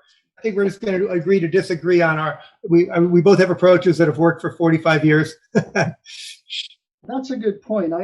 I do want to say that. I think I'm not saying everybody has to launch this way. I think there's some real advantages to launching with your nose up. I think there's some tremendously great things that have to do with confidence on launch and so forth. But certainly, this is not disparaging of if you're used to launching with your nose low.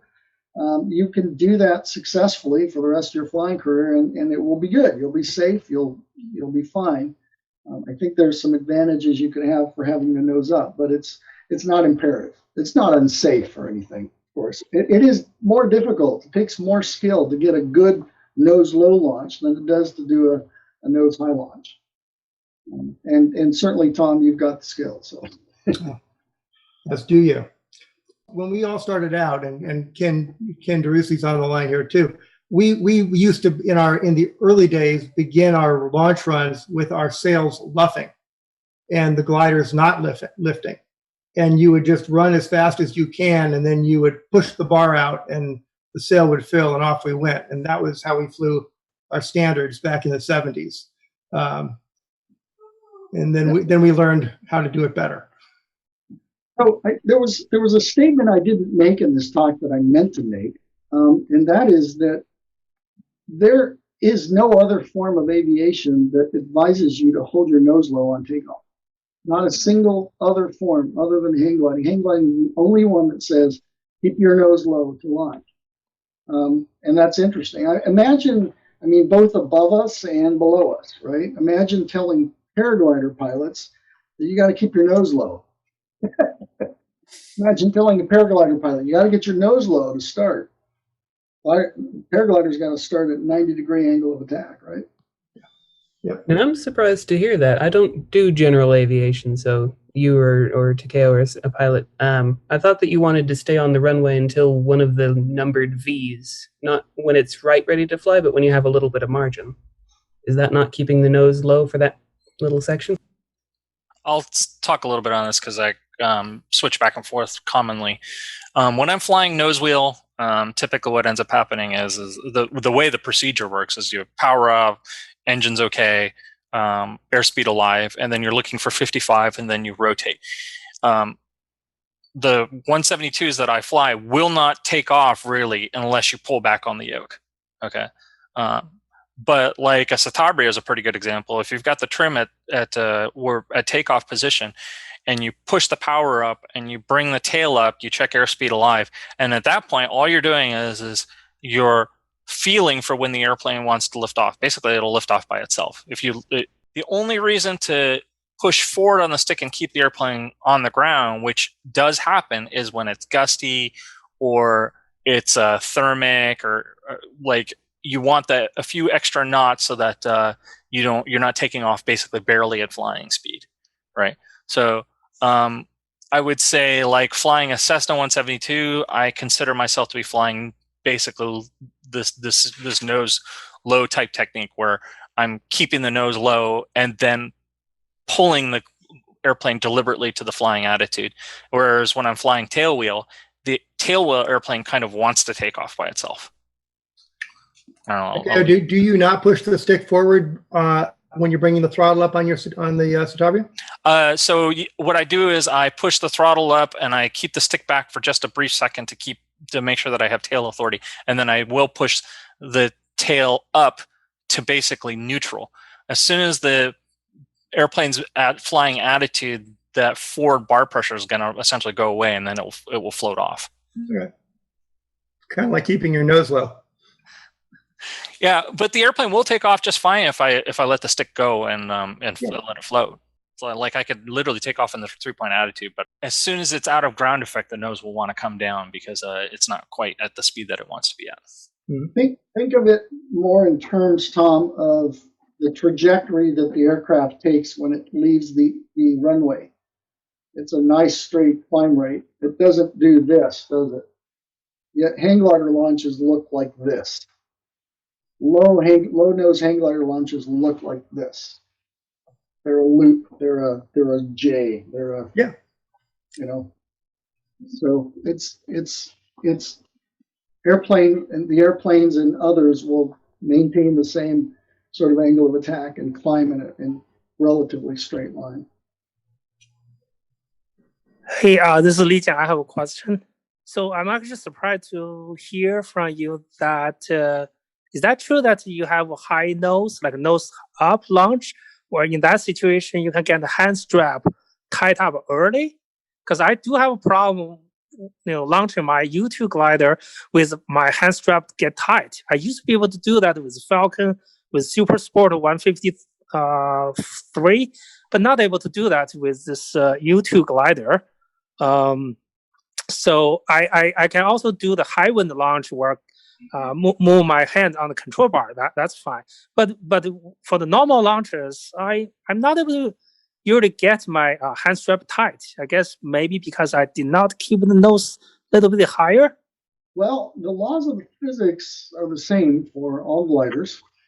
So it should obey the same rules either way. So there may be a difference in the feeling of pitch. The pitch may be a little bit lighter feedback, but certainly there is a trim feel in your U2 as there is in a T2C or a T3 or a Falcon or an Alpha. You know, they all are going to be seeking that trim position.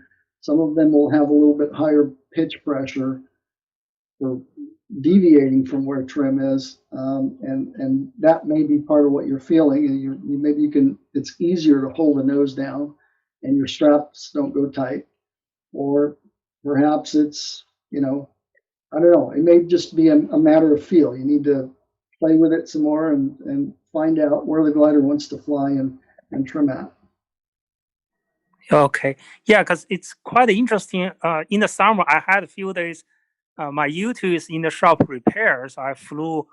I took my almost 20-year-old Super Sport out to this garage, and I flew that, and immediately I got my good feeling back. Like I had a full control for launch, power launch, hand strap tight. I knew all those things, but being flying U2 many years, I lost that confidence. So it's really kind of weird. As soon as I put the Super Sport on, yeah, hand strap was tight. The launcher so easy. Yeah, so maybe I should play more. Maybe I'm too sensitive on the bar pressure kind of thing. Hey Don, I have a couple of questions. So speaking of the nose up, can you say a few words about the risk of flipping? Do you increase it, or is it how do you? Is it actually a risk of flipping starting with the nose high? I think I need more details. Are we talking about nose high in high winds? Yeah, let's say in high winds, or let's say gusts, right? Sharp gusts coming. Do you increase the risk of being flipped?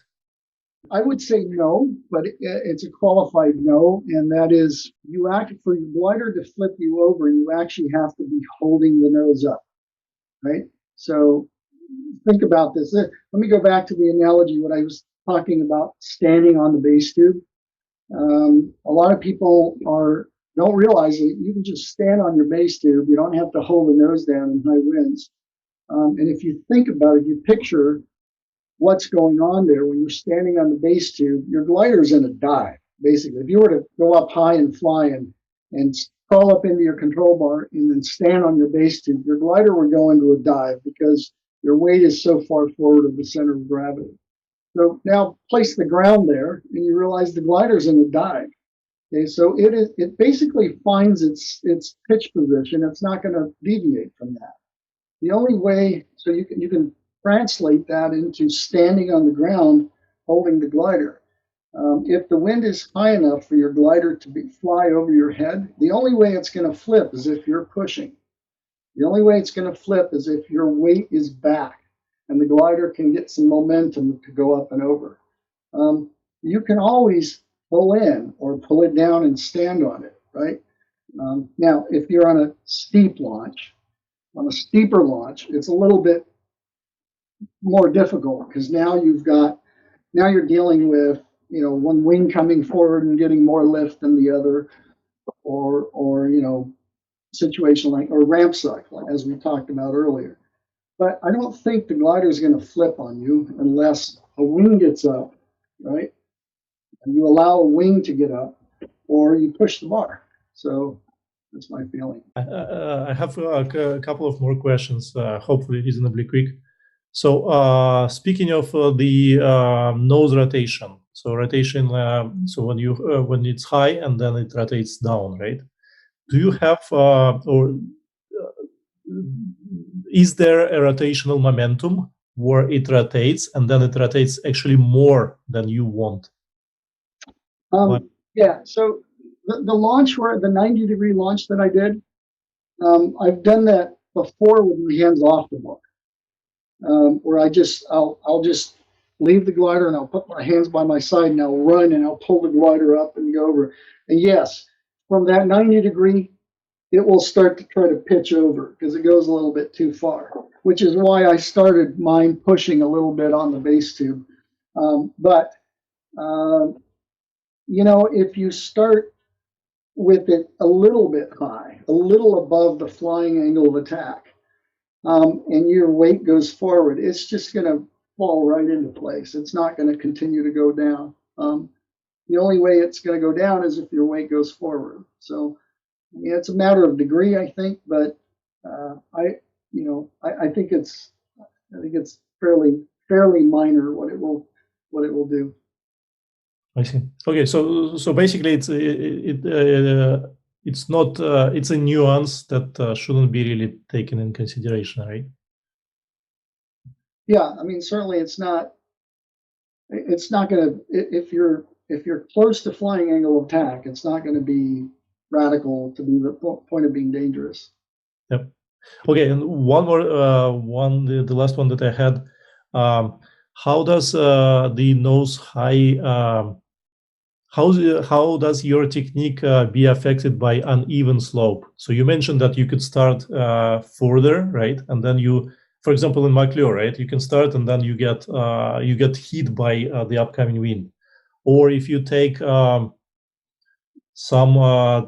hills like 300 feet or 300 feet at 11, it goes in terraces.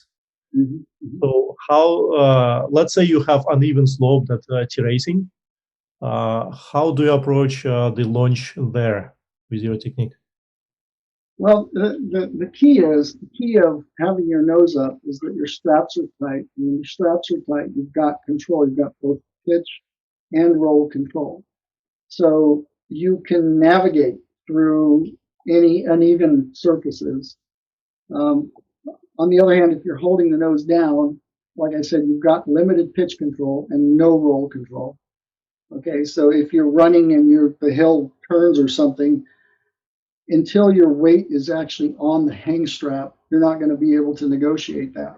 So getting the strap tight earlier means that you'll have both pitch and roll control to navigate through uneven terrain. I think that's what you're asking is. Yep, but when you do run, and let's say you have like changing the slope, right?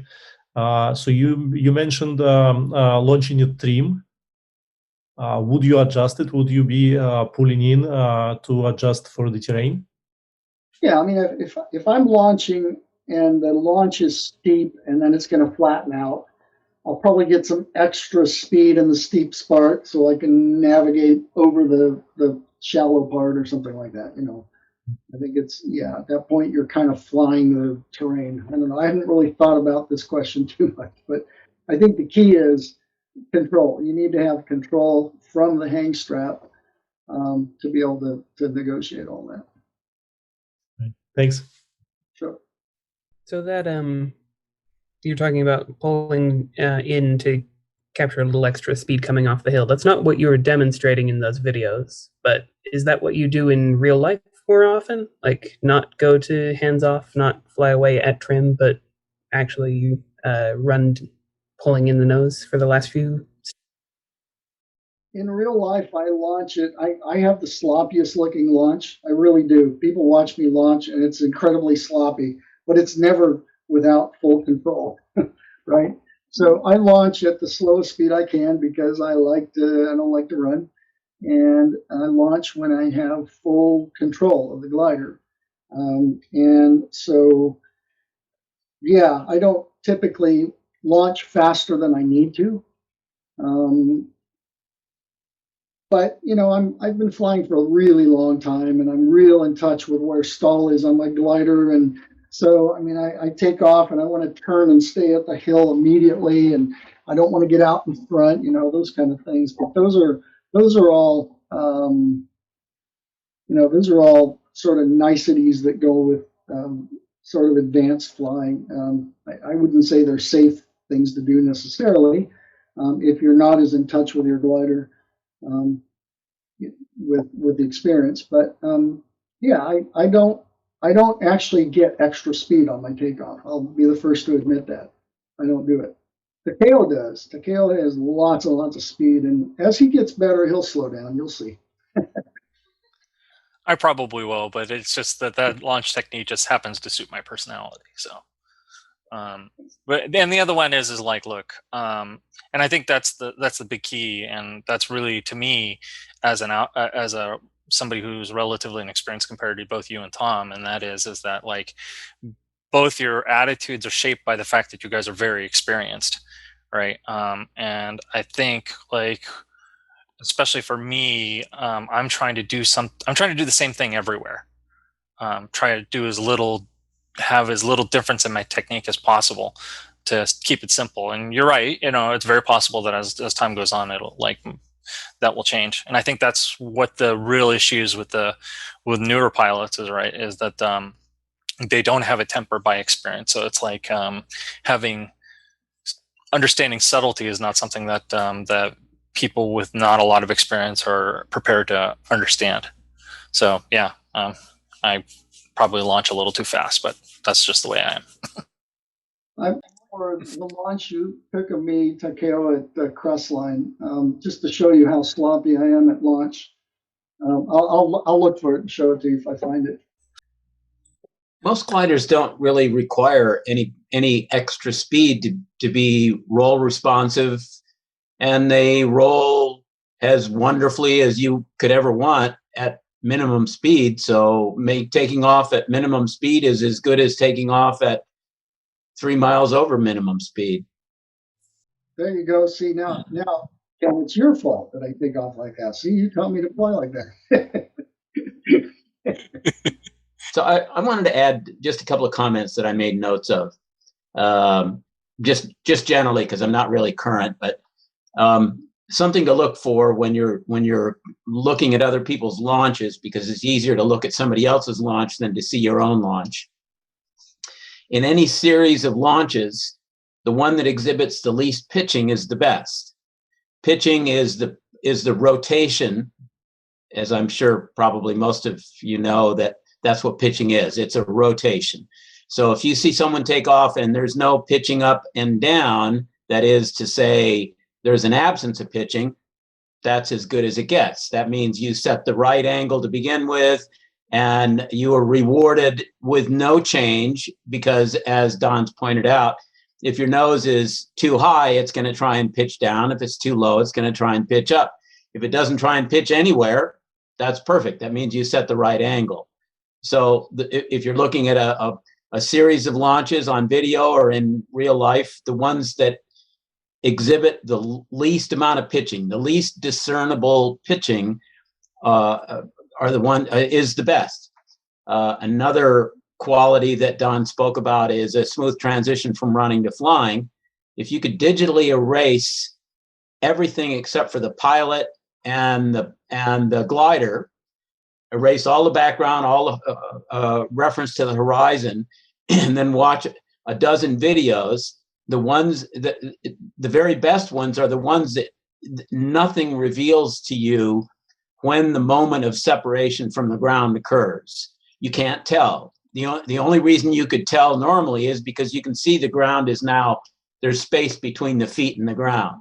But if you take away all the earth and all you've got is the glider and the pilot, the perfect launch is one in which you simply cannot tell, based on what the pilot is doing, that he's now flying instead of running. And it looks like he's still running, and you can't tell that he's not touching the ground anymore.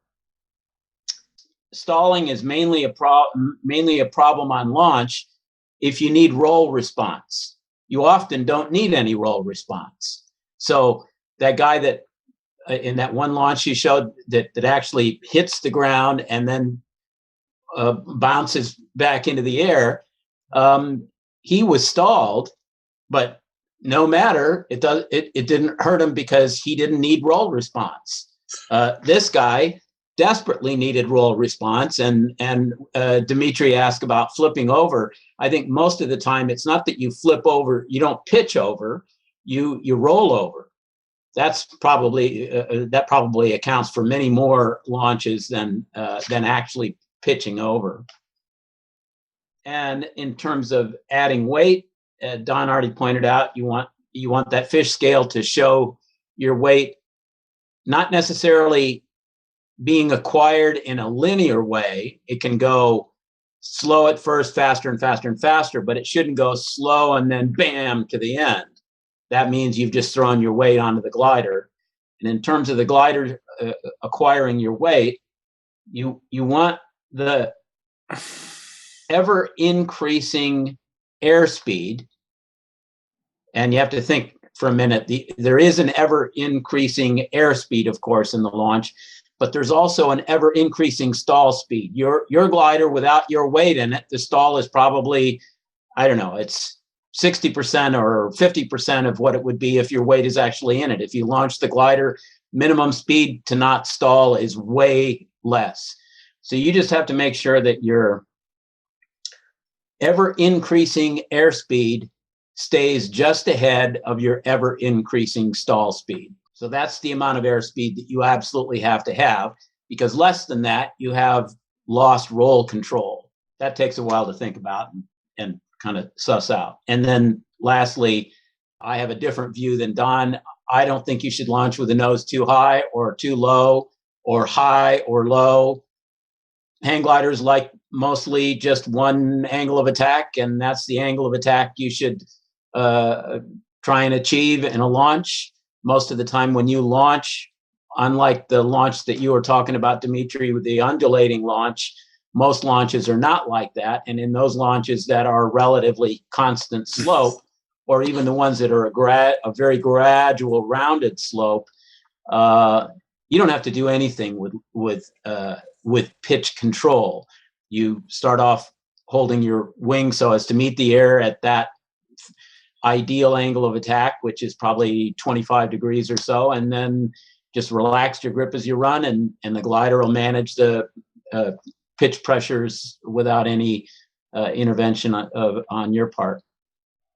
And I don't really fly anymore, so these are all vague memories from, like, it's now 20, 30 years. Who knows? That's great input. Thanks, Ken. I appreciate that. It's good insight. One other thing. Well, I have your attention. I've just finished 2 really spectacular books. They're both on John Montgomery. And for you guys up in the Bay Area, you need to know about John Montgomery. He is way, way, way bigger a deal than I ever imagined. This is a current one. This is in the 2000s. This one was, whoops, got it backwards. This is the one that was in 67. They have a ton of information in it. Montgomery did a whole bunch of cool things, like he mounted a cable on 2 poles because he was paranoid about foot launching, and his wings weren't really ideal for it. And then he would just cut the wings loose. He did a lot of flying. He had guys that he trained, and it's a wonderful read. Both of these books about Montgomery will really make you think about a whole bunch of things, like how do you launch, among other things, and balloon drops, and it's right there in the Bay Area. I mean, you can walk to the places that he flew. I think many of them are still reachable. So yep, right here in San Jose. On John Montgomery, he's an amazing guy, much more than I ever suspected. Cool, thank you. Didn't we used to have I think we had a Montgomery aircraft in the old airport here, hanging from the ceiling, didn't we? There is a Montgomery aircraft at the Hiller Museum. That's up in your part of the state, right? It's the so-called the Evergreen, the one that he died in, or a model comparable to the one that he died in. He finally abandoned the poles and foot launching and balloon launching in favor of a track, wheels and a track. But before he got to that, he had one guy that died in an accident from a balloon launch. He had a lot of problems with balloons, And but he did his training, a lot of his experimentation and training by dropping from a cable that was stretched between two poles, and that his wings would he could drop them in any attitude, nose down, 90-degree bank, and they would always right themselves. Pretty remarkable read. The first guy, before the Wright brothers, 1883. Wow. Wrap your mind around that. I have a quick thing. So, Don, you've shown some examples of your videos where you start even from 90 degrees, right? Do you have more examples that you can share? You know, I actually had to, Takeo and I and Masayo and I went out to the training hill specifically to get that. I've done that many times before, but never got it on video. So I don't have a lot of examples. I actually have 2 examples. We did it twice that day. Come out to the flying site. I'll do it from launch. If you find any like compilation of your launches or anything like that, that would be great to see. And if you can share them, that would be appreciated. Okay. And by the way, most of the launches that I showed in this talk were on a Falcon. But the idea of nose high launches, I supported just as much on my T2. I've been told by people, oh yeah, you don't want to do that in the turbulent conditions, but it's actually how I launch. Not 90 degrees, but I do have my nose high when I'm launching in the Owens Valley in July. So, you know, I think that it works across the board. It doesn't have anything to do with the glider type. You know what though, Don? Having watched your launches both at Mission and at Crestline, I can tell you, like, from my perspective, the pitch up on your T2 is much more subtle than it is on the Falcon. If you don't know what you're looking at, you won't know that the nose is higher than most people have it. But in my case, like, because I was behind you and I was watching, I knew to look for it. Another absolutely essential piece of information in this whole discussion is the chapter in every Will's Wing manual called Tufting Your Wing, and setting your trim speed, I think, is roughly what it is. But understanding that, those half dozen pages on tufting your wing, using the tufts, locating them when you're flying, and going through the roll and re-roll at progressively higher angles of attack as you watch the tufts, that'll teach you an enormous amount about the range of, or the variation in roll response at different angles of attack, and you'll gain a great deal of confidence in knowing that you can actually launch with that tuft backwards and you can still roll. It's not the best roll. I mean, it's less than optimum roll response, but most of the gliders, especially something like the Falcon or the Alpha, if you tufted your whole wing, you could have a huge part of your wing stalled, the middle part, and you'd still have good roll response. But look at the Will's Wing manual. It's online. If you don't have a Will's Wing, you can still read it. It's still relevant for every other glider. And if you don't have tufts, put them on, at least one on each side, and then get used to looking at them. They're standard on all Will's Wing gliders now. Right. Yep, they're basically mid-chord, both front to back and in left to right, right? So they're mid-chord and mid-span. They're located at the first point of reverse flow. That is, it's the point of onset of reverse flow. That's what determines where they put that one tuft on at the factory. It's absolutely essential reading for anyone that thinks he's a hang glider pilot or wants to be. You need to know it inside and out.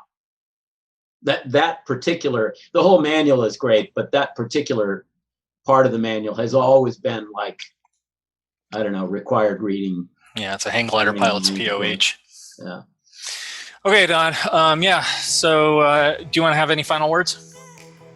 Oh, I think I've done them. Thanks everybody for this. Was a great turnout. I appreciate it.